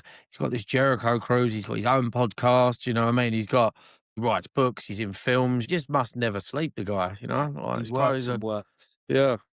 But this new, from what I can gather at the minute, this new gimmick seems to be that he's an antagonist. It's like he's having these he's like the master of the cheap pop, right? So he's taking the piss out of anyone that's got a bald head. He drops in these little words during his promo, these little insults.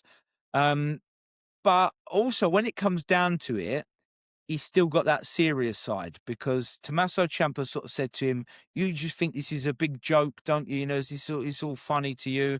And then all of a sudden, Jericho was like, "Nah, this ain't no joke to me. The fact that you left me on the floor a couple of weeks ago by, you know, jumping me from behind, it's no joke to me." No joke, man. And then all of a sudden, there's like Tommaso Ciampa doesn't feel the need to even like comment back. It's just they just go at each other. They just go at each other, and this massive brawl breaks out. And you know, you've got security in there splitting them up and stuff. So yeah, it's interesting to see where it's going. And I must admit, if you'd have said to me 4 weeks ago, who do you think Jericho's feud would be after Ricochet? I don't think Tommaso Ciampa would have ever popped into my head. So I mean, really interesting to see what they can do. It's a great dancing partner more for Tommaso because Tommaso's like, he's got, like we just said, he's got the look and he's got the in-ring reps. He just needs that sort of, that boost, you know, that strap, a rocket to him. And I think there's no one that's going to do that with the star power like Chris Jericho. Especially, you know, Chris Jericho before, he's just, he always does it the right way. He knows he's the old timer now and he puts a lot of young talent over. He always has, always will. You know, and I think he definitely is going to put over Tommaso Ciampa strong, and he's definitely going to come out of this rivalry a lot stronger than he was. Definitely. Yeah. The Demo Gods, is he one of his nicknames, isn't it? Yeah. Jericho. Yeah. Yeah. But there seems to be a lot of little nostalgia pops within whatever Jericho's doing at a minute. Loads of references to stuff that he's done in the past over the years. And as long as they don't overkill it, you know, I'm always happy to hear something about the list, or as we spoke about last week, Tommaso Ciampa doing the 1004 things I hate about Jericho.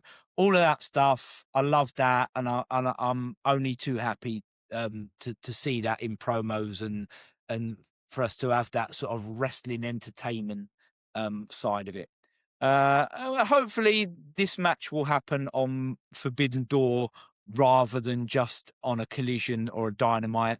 So I feel like they could have a couple more face-to-faces, and then this match will go on the card, and it would be one to look forward to, I think. Yeah, I can't wait. Okay, so next part of Dynamite then that we're going to discuss is we had Jon Moxley versus Shane Taylor of Taylor Promotions. It was for the Continental Championship.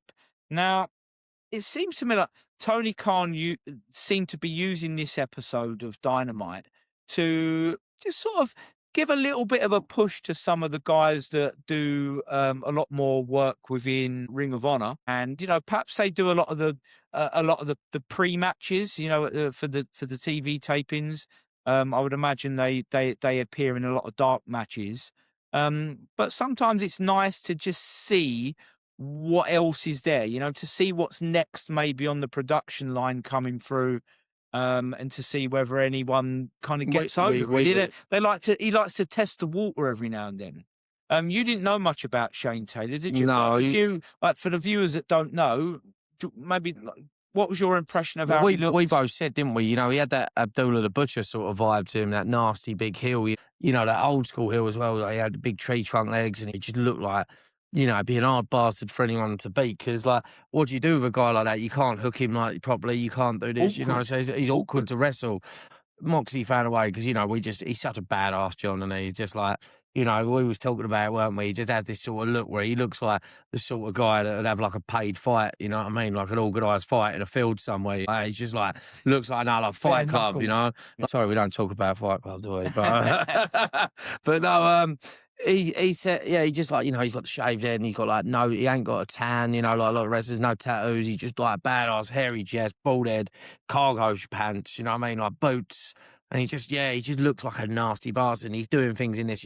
He relies on all the submission, the ground and pound wrestling, you know, the old school, the old way. He doesn't do all these flashy moves. He's even like biting him at one point, you know, just fantastic storytelling. It's fantastic. Yeah. We've really put Moxley over, haven't we, the last couple of weeks about his promos.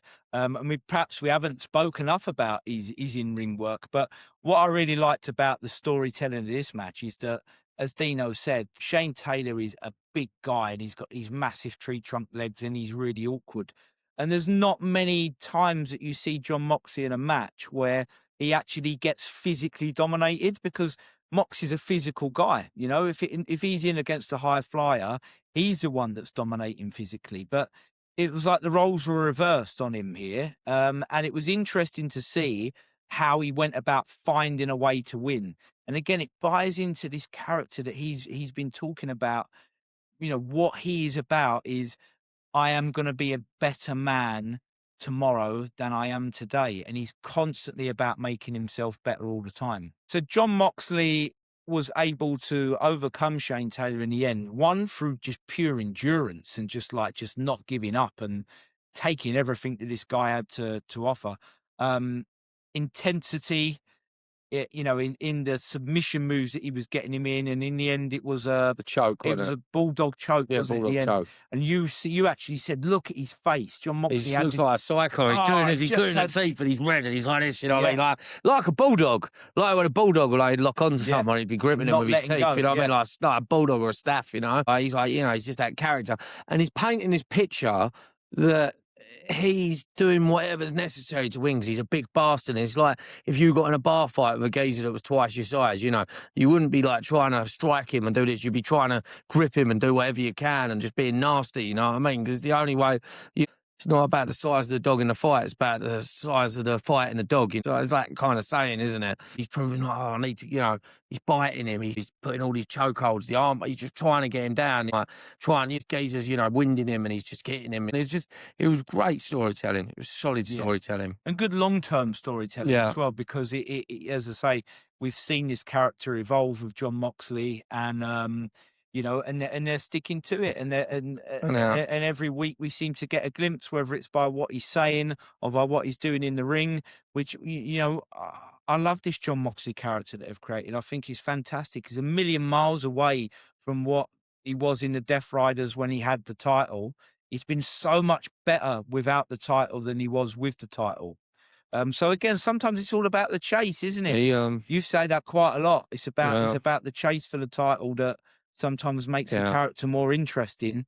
Once they've got the title, sometimes, you know, the stories are harder to tell. How good was it as well? What happened afterwards? You know, it was solid. Yeah, wasn't it? it was It made the Shane Taylor group look strong, didn't it? Yeah, you know, they came down, and for once they outnumbered the Death Riders, didn't they? And we couldn't quite work out what had gone on, because you said you noticed. Well, it made there was sense a few because Pac was in the next match, so you know, maybe Pac was preparing, but we don't know where Claudio was. Maybe he weren't there that week, and maybe they'll mention it next week. But so there was no you and no Claudio, was there? And it also, what we've been talking about, I'm definitely going to watch Collision now. Like I said to you last week, sometimes I don't make time for Collision just because I have a busy life. But when he said, you know, backstage, Daniel Garcia said, you pick your best five, we'll pick our best five, we'll see you at Collision. It's made it interesting, and now I feel like I need to watch Collision. Yeah. A street fight as well. So I'm definitely going to watch Collision that week, yeah. Yeah. So, you know, it's solid, solid work they've done there by the Tony Khan, the Death Riders, making it interesting and feeling like we have to tune in, not just to Dynamite, but definitely Collision this week as well, you know. And this isn't going to be a long story. This isn't a story No. that's going to stretch into Forbidden Door. But it elevates This is- this this Shane is- Taylor group, doesn't it? A lot by it's putting a him with the little big, it's a little filler story. putting him While with we've the got the top group. Ospreay Yeah. stuff going on, and hopefully they'll have a fun match. And like you say, it can elevate some guys that we haven't seen on TV for a bit, and it can make them look really strong. You know, they ain't going to beat the Death Riders. They've even got a female, haven't they? So, you know, that Marina Shafir, she's going to be in it, you know. So, they've, you know, it's going to be. I can't remember what the female's Trish called. saying, Trish Shane something. Taylor Promotions. But But yeah, Jesus Christ as well. One last thing for that match before I mentioned it, because I winced. How hard did that Trish girl lay in that kendo stick shot? I mean, ooh, you could just hear the bang, you'd have thud on the back of her. It was on the back of her knee, wasn't it? Oh, it just sounded. And imagine getting hit there and in the ligament there. Like that's a painful place to get hit, isn't it? You know what I mean? Like, she did not hold back. No, she did not. That was, you know, I could hear it. But I can imagine that's Marina Shafir saying to her backstage, listen, do not hold back with it. You make it look good. You lay it in. Yeah. And she's got that Moxley character, isn't she? She's that sort of character that I think she's got some pain threshold, that woman. Yeah. So interesting. I like that. Okay, so we then had Don Callis and Kevin Knight. It's so great. We're loving Don Perignon, as he's called now. Don Perignon. Don Perignon. Yeah, it was brilliant. Do you know what I explained he's like, and I'm sure people can sympathise with this. Everyone's had a boss where they sort of work under him, and there's about 8 of you working under him, and you're like, you know, you won't be happy with your work situation, and you'll go and knock on his office door like that, and you'll say, oh, boss, I really, you know, I'm not happy with this. And you'll be in the he'll have a meeting with you for 5 or 10 minutes, and you'll come out feeling like, oh, that's great. And then 10 minutes later, you'll go, hang on a fucking minute, what have I just agreed to? I'm in the exact same position. I'm in the exact same position as I was before, you know, those Jedi mind tricks, you know, like that. It's happened to me multiple times where like, oh, God, thanks, mate, thanks, yeah, cheers. And then 10 minutes later, I was sitting around thinking about, fucking hell, what? I've gained nothing. I've gained nothing. I'm just in the exact same position I was in. You know, he's that kind of smarmy boss where he knows how to run the team, doesn't he? He knows how to be that, get the best out of people, but he knows how to he wants to keep you on in check as well. You know, he's great. He's great. Honestly, he's the best manager in the business now, bar none. You know, I made the claim the other week, and look, don't get me wrong, we know why Heyman is not. Well, I know why Heyman's not number one in my eyes at the minute. And you know, you. I'm not saying number one because I think Don as well, especially because we've had Heyman for years doing the same split, and he's been doing it 2 or 3 years now. With he started off with Omega and that, but he's gotten better and better as time's gone on. You know, he's so much better than he was 3 years ago, and it's like he just seems to improve every week.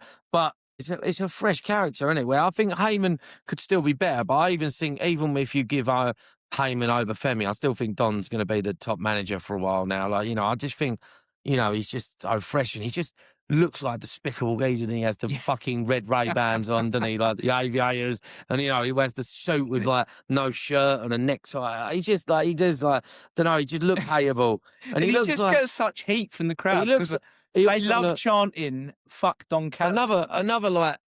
Another character he sort of reminds you. I said about the smarmy boss. Sort of, you can imagine like, you know, like a mafia boss where like he's not like, you know, the coolest one in the mafia. He's not the one that's gonna like, you know, fucking kill the guy with the cheese grater or go and do the hit. But you know, he's like, right, you know what I mean, you like that, and you know, he's untouchable sort of thing because he's got this massive stable of guys around him. And you know, all of them are just such a talent. I was talking earlier about Lance Archer. You know, he ain't one of the main ones in the roster, but what a talent he could be. Like, I've always rated him. He's got such a great look, and he's like unique, isn't he? Like that, big guy again. But he isn't even in the top 5 in the family. You know, it's crazy.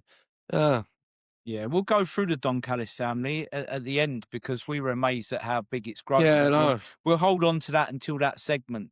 So yeah, Don Callis and the Jet Kevin Knight are in the ring, and they're talking about how they're going to elevate Kevin Knight and how, you know, he's got the TNT title and he's got his eyes on bigger stuff. He's got his eyes on becoming, what is it? He calls himself Jet 2 Belts, is it something like that? He wants to be Jet 2 Belts. He wants to be Jet 2 Belts, and Don's just lapping it up. Yeah, this is my new guy. And it seems, give him everything he wants. And it seems, to be honest with you, it's like he's the shiny new toy in the Don Callis family, and he just does not look happy about it, does he? Andrade looks like the kid, you know, where the parents have just brought a new baby home from the hospital, you know what I mean? And he's like, well, where's my attention? You said you were going to do it. He's like, oh no, don't worry, I'll look after you in the future. And, you know, he's just keeping him in line, isn't he?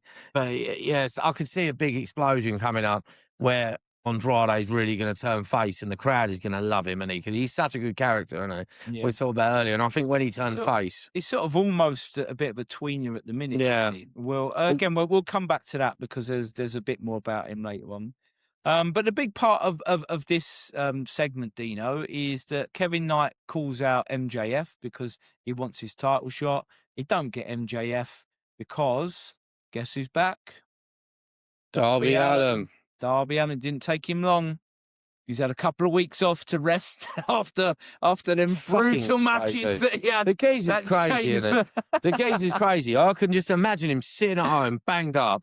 So he's got to be banged up. That last match we see, he had that big gash in the back of his head, you know, and that weren't a fake gash, you know, he's done that by accident. And it's like, he's probably sitting at home and he's probably like, Tony, when can I come back? And Tony's thinking, mate, come on, have a couple of months off, you know what I mean? No, I want to get out there. Like, I could imagine he's just bored at home, you know. Yeah. What's he going to do? He don't look like the sort of geezer that's going to sit around and watch an EastEnders omnibus, you know what I mean? Like, he doesn't sit there with his cup of tea. I don't know what they watch in America, you know, what's the equivalent of EastEnders in America, I don't know. But, you know, still, like, you know, I'm just making an analogy here. Like, he's not going to sit around watching box sets, is he? Like, you know, he's going to want to get back out again because he's a thrill seeker sort of geezer in real life with everything he does, isn't he? You'd be worried that the longer you left him at home, like, with his brain like, ticking away, like, what's he coming up with? You know, he's already climbed Everest. What other ideas is he going to come up with? Shit, you know, he does, and you're better off just going, come back to work, Darby, He can't be 100%, surely not. Man. We thought this, as soon as Kevin Knight turned heel at Double or Nothing, we said it was a really good decision because it gives Darby this immediate route to come straight back in and challenge for a title. After being the world champion, what you don't want is him slipping right the way back down the card and then kind of just becoming this guy that just does the hardcore matches. Well, we said when we watched the pay-per-view, didn't we? We said it's great that Kevin Knight attacked him after he lost the title to MJF because we said, well, as soon as he comes back, he's straight back in the TNT title picture, which technically is his title, and he's the one he's the most famous. Belt, He's sort of probably the most like that's recognised with that title. If you had to think, wouldn't you? You know, so yeah. So it hasn't been announced yet, but it's probably not going to be at Forbidden Door. We'll come back to that. Yeah, because so I'm not sure when this match is going to happen, Darby Allin and Kevin Knight, but it ended up that anyway, the Don Callis family just come down, didn't they, numbers, and Darby ended up scarpering. He decided for once that he wasn't going to stand his ground and just take the beat. Well, you're talking about 10 guys or something, right? He went and they weren't catching him, were they? I don't blame him, to be honest with you. I wouldn't fancy fighting the Don Callis family. No, me neither. Yeah. Okay, next match, we'll keep this brief because Mark Briscoe versus Pac. There was no real sort of feud in this match. This was just a good match. And I think it was a way to showcase how good Mark Briscoe is and why Mark Briscoe is worthy of a shot at MJF's title, because that's where we're going with this feud. But it was a great little back and forth match. We actually said that Pac looks like a mini buzzsaw, didn't we? From you know, the Macho Man Randy Savage's character in Spider-Man.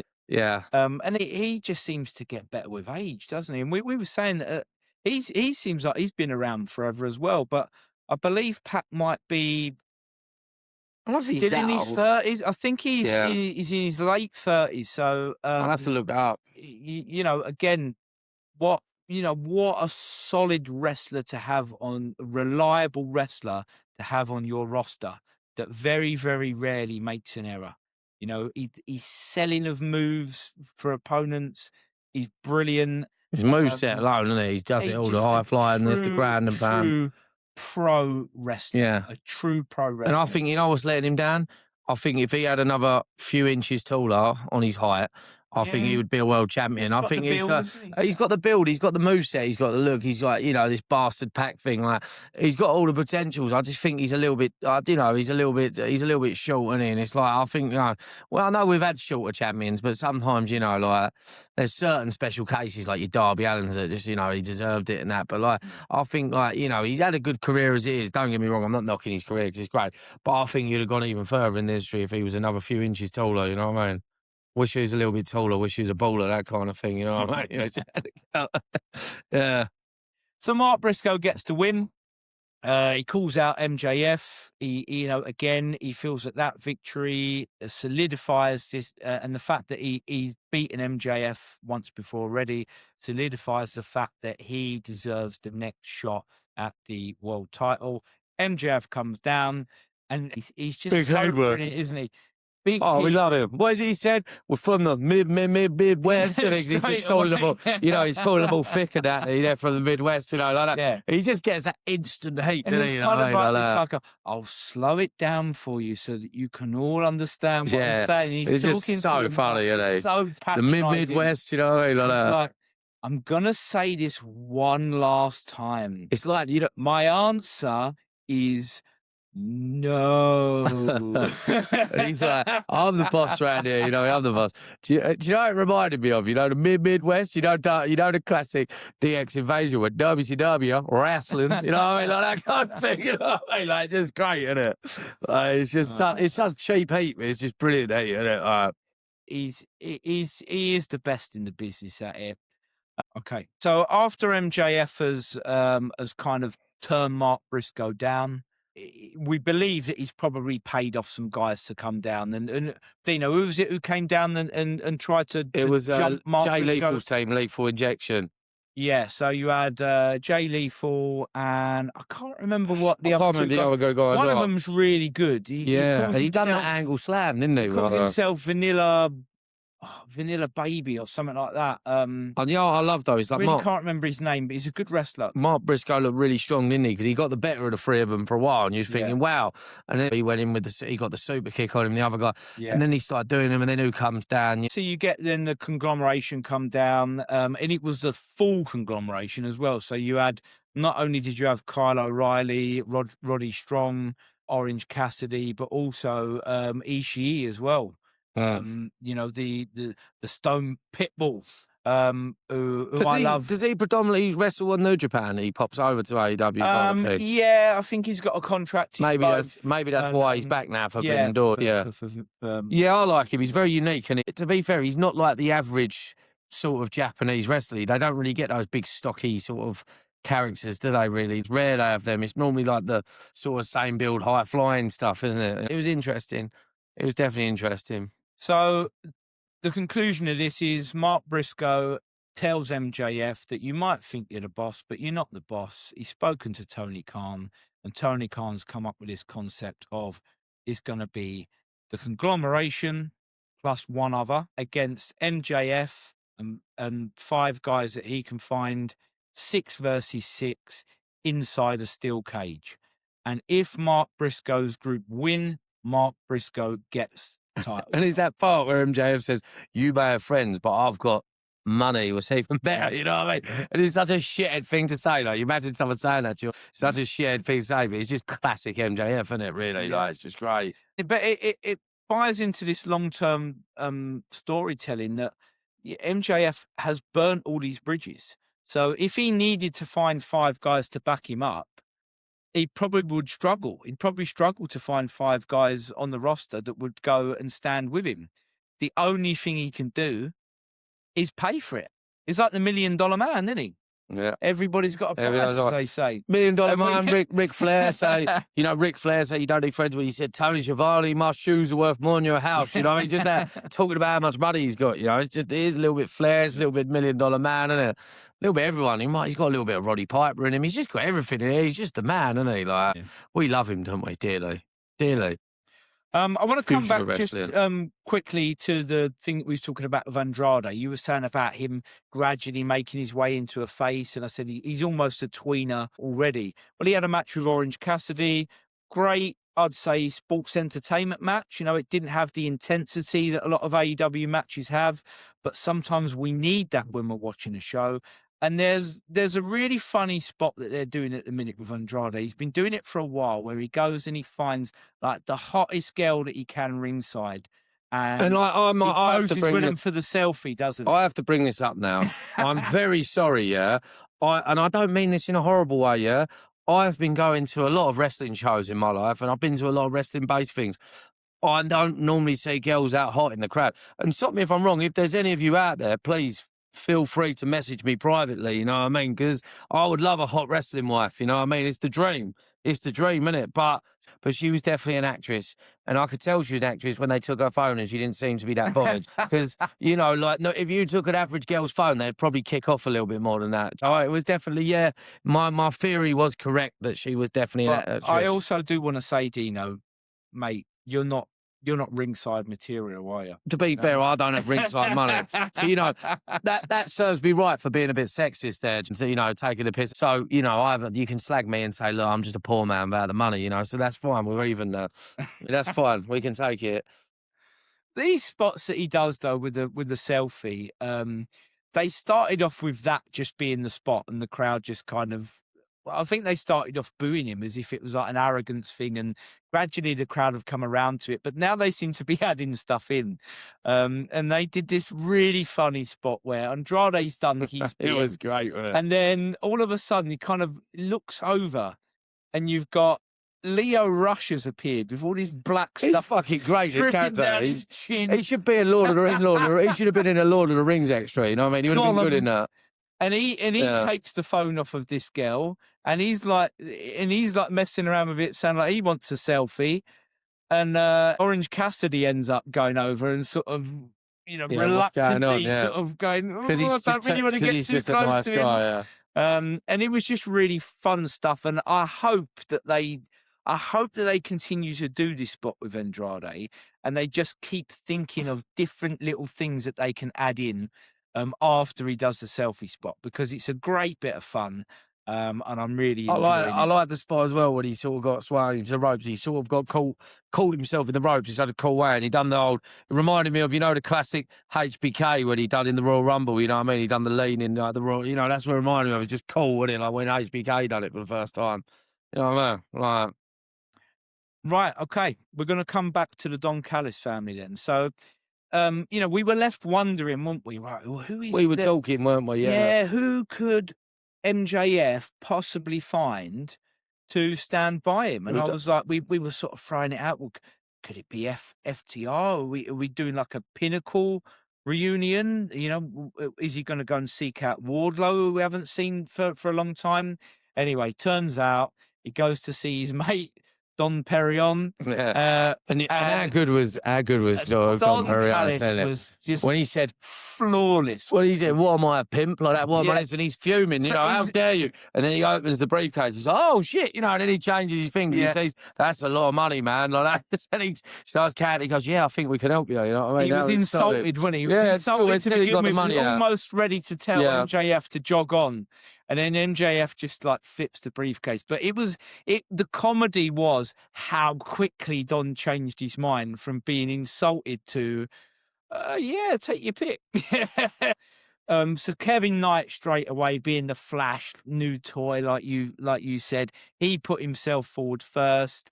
And MJF was kind of like, yeah, okay, look, you were going to be one of my 5 anyway. And they've kind of sorted out this deal that, and as you remember, like, he gets a title shot if he helps him out. Do you know what's great storytelling about that?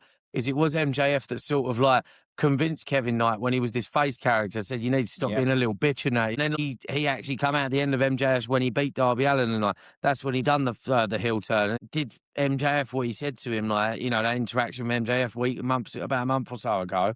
Was that, you know, that's sort of changing the heel, and now he's teaming with him in, like, you know, in the match. So yeah, that's great storytelling in my opinion.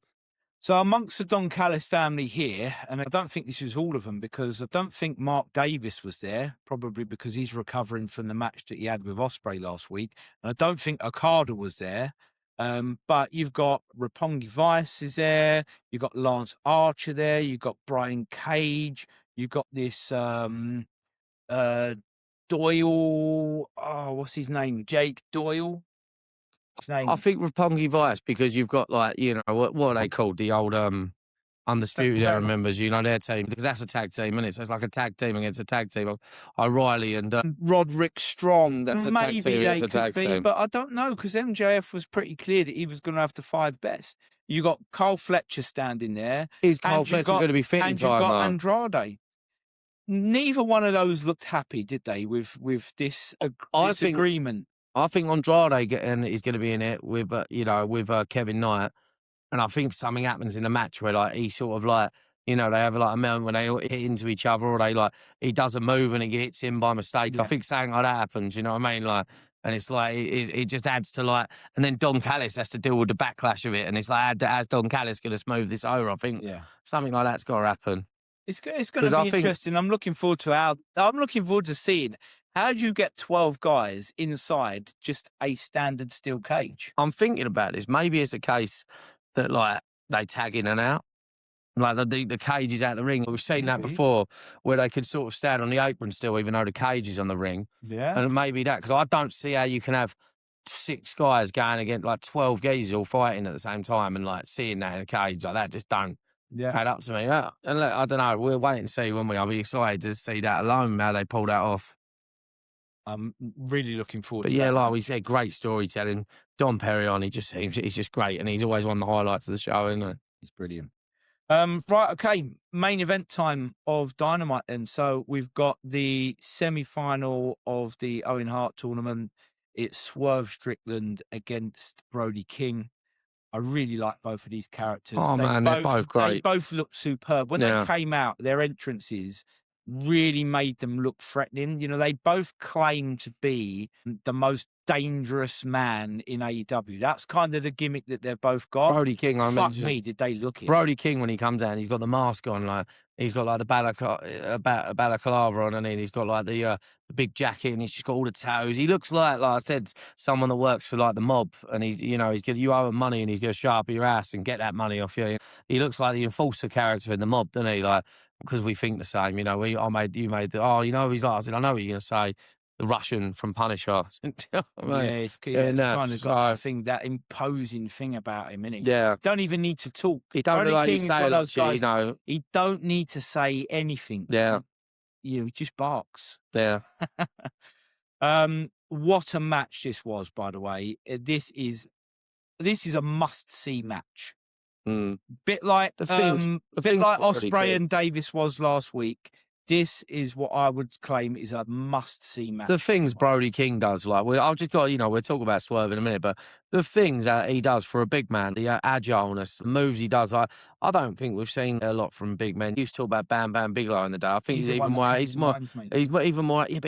athletic than Bam Bam Bigelow was, wasn't he? You know, because Bam Bam Bigelow was doing the moonsault, he'd sort of turn. I could imagine him just doing a full moonsault, you know.